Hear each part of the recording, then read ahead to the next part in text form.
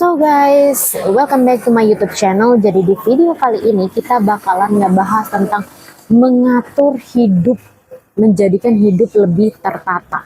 Jadi guys, aku adalah mantan orang yang berbeda hidup itu berantakan banget, serba berantakan. Definisi yang berantakan dari look, dari kamar, dari kuliah, semua serba berantakan. Dan aku harap dengan adanya tips ini bikin kalian jadi lebih tertata.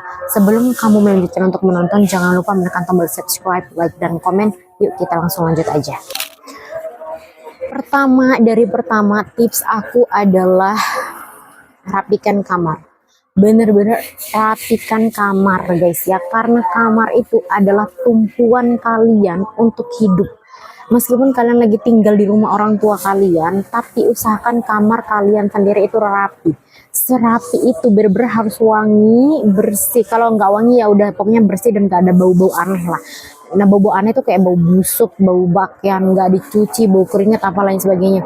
Atur kamar kalian, tata sedemikian rupa biar kalian tuh nyaman di kamar itu.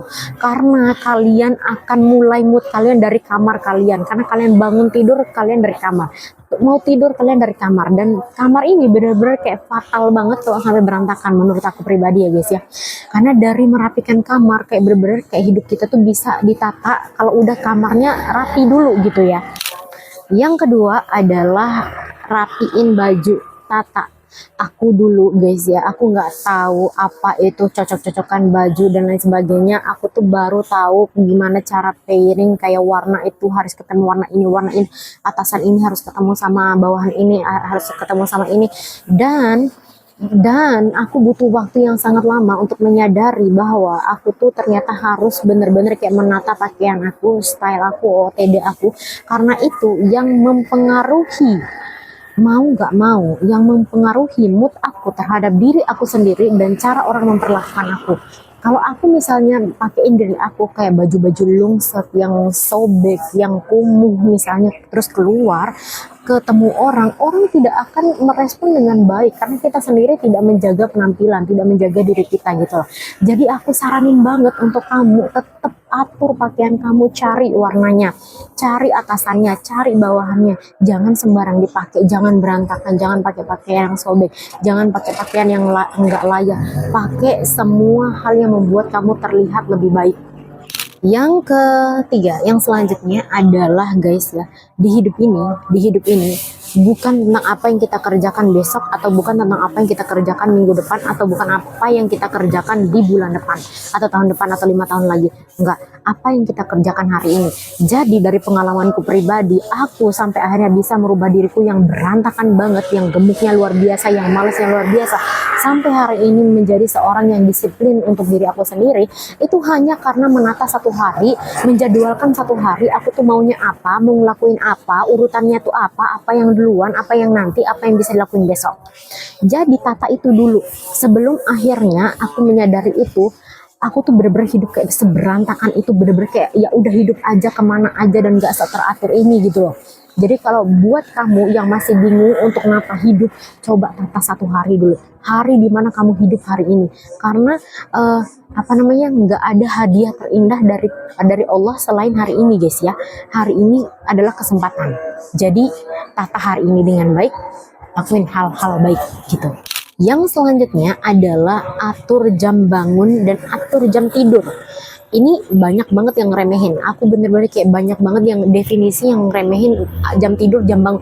Ini itu adalah alarm kamu guys yang membuka hari dan menutup hari gitu loh. Jadi kalau kamu mau mulai harimu dengan bagus, teratur, atur dulu jam tidur dan jam bangun.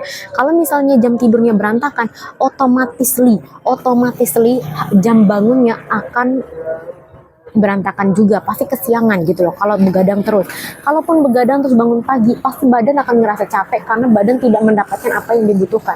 Jadi sebelum kamu ngelakuin segala sesuatu di muka bumi ini, atur dulu jam tidur, atur dulu jam bangun, itu dulu dari kamar, terus pakaian, terus jam tidur, jam bangun, itu bener-bener sepenting itu guys ya. Nih, sama yang terakhir guys, aku ada kayak bener-bener kayak ya ampun gitu.